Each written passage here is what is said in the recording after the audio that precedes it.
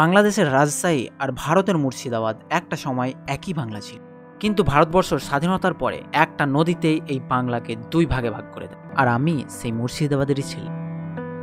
ছোট থেকে পদ্মা নদীর তীরে গিয়ে ওই পারে দেখতাম, কিন্তু কখনো যেতে পারতাম না। আর আজকে ফাইনালি ডিসিশন নিয়েই ফেলেছি, পদ্মা নদী পার করে রাজশাহী যাবই। তাহলে চলেন বেশি দেরি না করে রাজশাহী যাওয়া যাক।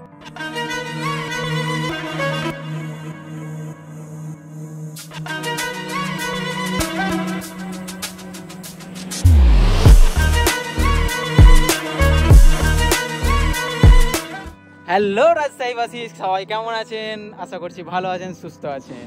ফাইনালি আমি রাজশাহীর মাটিতে দাঁড়িয়ে আছি, নদীর এই পারে। এই হচ্ছে পদ্মা নদী, যে পদ্মার ওই পার থেকে আমি রোজ দিন ভাবতাম যে ওই পারে কখন যাব বা ওই পারের লোকজন কেমন, সেটা এই ব্লগের মধ্যে পাবেন। তো চলেন, আজকে মজা হবে।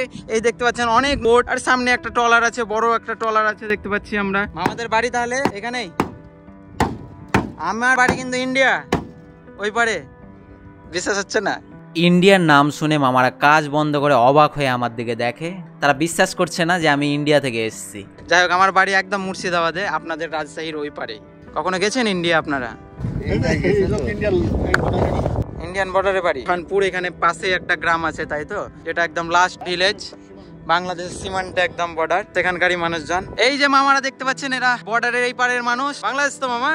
হ্যাঁ, বাংলাদেশ। হ্যালো মামা, ভালো আছেন তো সবাই? দোয়া রাখবেন। আজকে রাজশাহী দেখবো আপনাদের। প্রচন্ড রোদ, কিন্তু এই রোদে আমাকে আটকাতে পারবে না, কারণ রাজশাহী দেখার একবার সুযোগ পেয়েছি, এই সুযোগ ছাড়বো না। সামনে দেখতে পাচ্ছি রাজশাহী শহরের সব বিল্ডিং গুলো, যত কাছে যাচ্ছি ততটাই ভালো লাগছে। এই সামনে দেখতে পাচ্ছি পদ্মা গার্ডেন, যেটা হচ্ছে রাজশাহীর দারুণ একটা সময় কাটানোর জায়গা।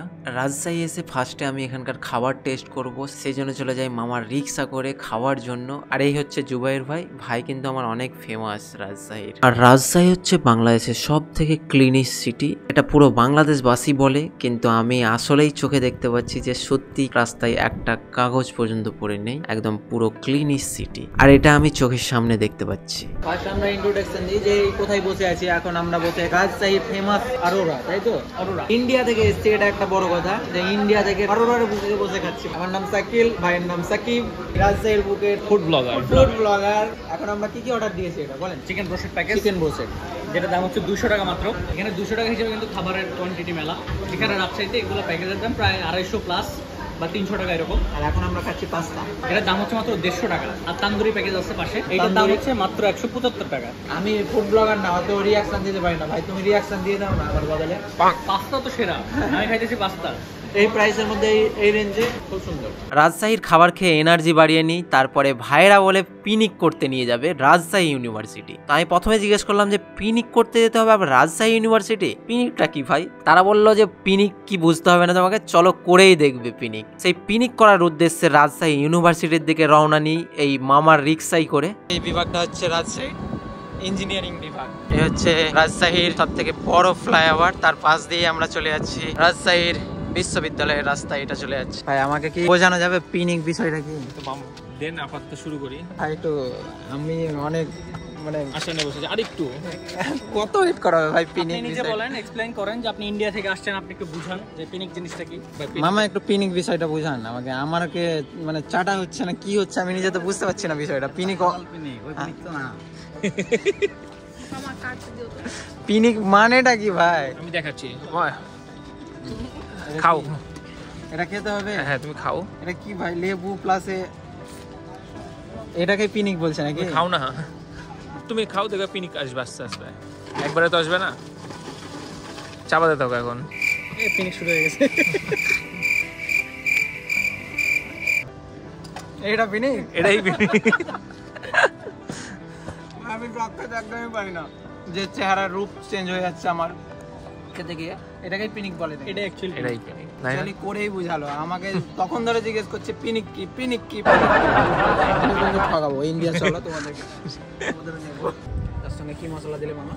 তিতা কাটানো মশলা, টমেটো, স্যালাড, মরিচ সবকিছু দেওয়া আছে। সিজ পিকনিক গাইজ। তোমরা রাজশাহী এই ঠকা ঠকবে না, কিন্তু পিকনিক আগেই বললে থ্যাংক ইউ জানিয়ে দেবে কমেন্ট বক্সে।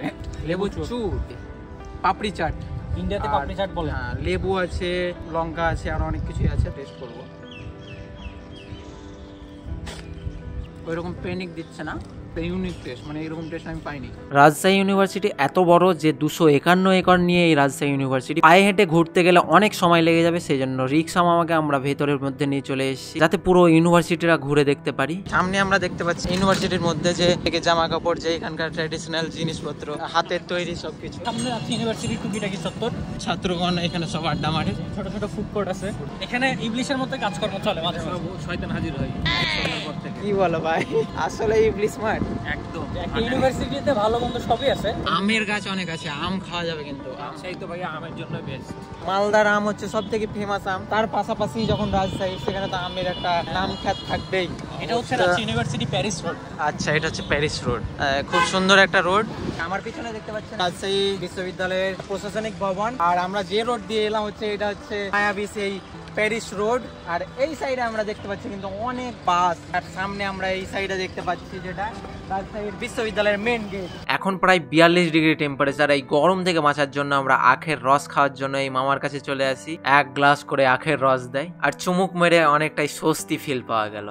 আমরা এখন এসে পৌঁছেছি রাজশাহী বিশ্ববিদ্যালয়ের। এটা হচ্ছে একটা শহীদ মিনার, শহীদদের স্মৃতি সরণিতে এটা বানানো হয়েছে। এই শহীদ সরণিতে কারো বসা বারণ, কিন্তু এখানে একটা গ্রাউন্ড আছে, এখানে বিকেলবেলায় আড্ডা মারার মতো একটা প্লেস।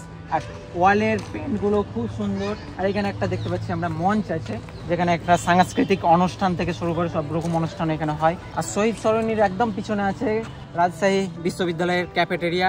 আর এই সাইডে আমরা কিছুটা গেলেই দেখতে পাবো এখানকার মসজিদ, সেটা খুব সুন্দর বানিয়ে। আমাদের সামনে আছে হচ্ছে বাংলাদেশের প্রথম সারির জাদুঘর, যেটা বাংলাদেশের সর্বপ্রথম এখানে হয়েছিল। 1910 সালে এখানে করা হয়। 1910 সালে এই সামনে দেখতে পাচ্ছি। বাংলাদেশের শেখ বন্ধু মুজিবুর রহমানের স্মৃতিতে রাজশাহীতে প্রায় 20 ফুট হাইটের মঞ্চ নিয়োগ করা হয়েছে। এটা ড্রোন ভিউ নিয়েও খুবই ভালো লাগলো।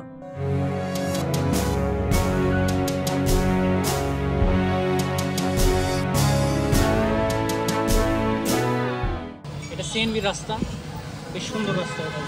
এখন যাচ্ছি আমরা পদ্মা নদীর ধারে রাজশাহীর বুকে টি বাঁধে, যেটা টি শেপের আকৃতি করে একটা বাঁধ বানানো হয়েছে, সেটা দেখার জন্যই। এখন আমরা চলে এসেছি টি বাঁধের ঢোকার মুখে। এই সাইডে যেটা আমরা দেখতে পাচ্ছি চিড়িয়াখানা, শহীদ এইচএম কামরুজ্জামান জাতীয় উদ্যান, চিড়িয়াখানা। টি বাঁধের মধ্যে ঢুকে যায়, আর সামনে দেখতে পাই এত পরিমাণের লোকজনের ভিড়, কিছু হচ্ছে সামনে। আর সেই ভিড় দেখে সামনে এগিয়ে দেখতে যাই কি হচ্ছে সামনে। আর সামনে গিয়ে দেখি আজকে 21শে এপ্রিল, মুন আর জুপিটারের আজকে গ্রহণ আছে। আর সেটা দেখার জন্যই আজকে টি বাঁধের মধ্যে এত ভিড় জমিয়েছে রাজশাহীবাসী। এই গ্রহণ দেখার জন্য সবাই একে একে লাইন দিয়ে টেলিস্কোপে দেখছে। আর তার সঙ্গে চোখে পড়ে পর্দার উপরে এত সুন্দর সানসেট, সেটা দেখার পরে আমরা এখানে ড্রোন উড়িয়ে ফেলি। আর ড্রোন ফুটেজ দেখলেই আসলে এটা বোঝা যায় যে এটা টি বাঁধ, একদম ইংলিশ ক্যাপিটাল টি এর মতো এই বাঁধটা বাঁধানো হয়েছে।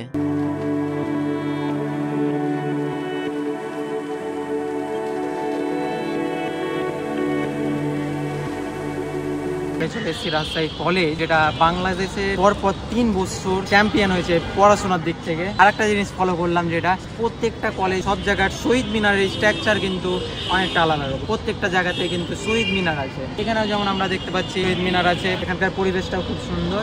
কত থেকে কত ক্লাস আছে ভাই বলতে পারেন? এখানে হচ্ছে ন্যাশনাল আছে, আর তার সাথে হচ্ছে ইন্টার সেকেন্ডারি পর্যন্ত। এই সামনে দেখতে পাচ্ছি এটা হচ্ছে রাজশাহী রেলওয়ে স্টেশন, একদম কলকাতা পর্যন্ত রেল চলে এখান থেকে।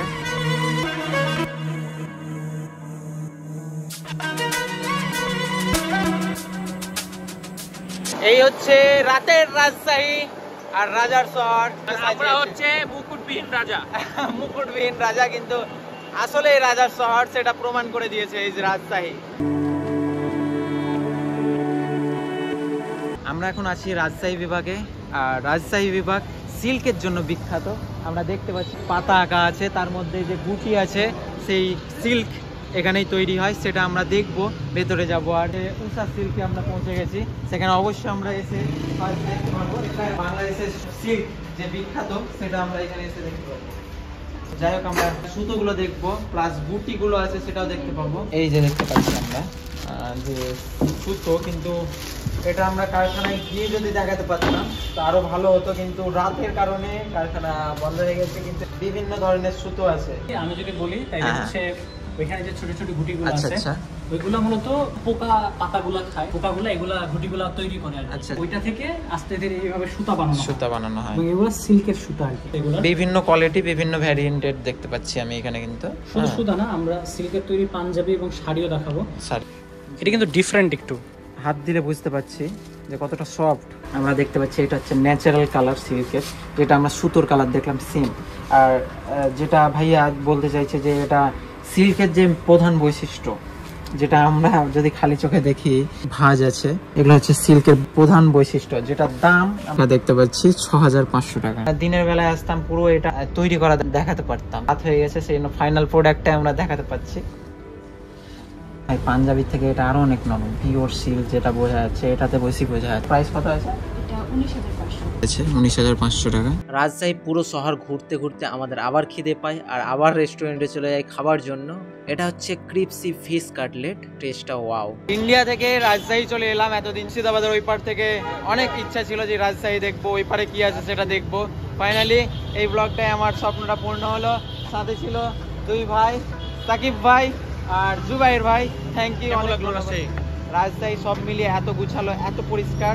বাকি শহরগুলো ঘুরলাম বাংলাদেশে, যেটা বলে যে বাংলাদেশবাসী আসলেই গুছানো, সত্যিই বলে, সেটা সত্যি প্রমাণ হলো, এই ব্লগের মধ্যেই প্রমাণ হলো। তো যাই হোক, এই ভিডিওটা আর বড় করছি না, আমরা সাবস্ক্রাইব করতে হবে, লাইক করতে হবে, শেয়ার করে দিতে হবে। ততদিন ভালো থাকো, সুস্থ থাকো, খোদা হাফেজ, টেক কেয়ার।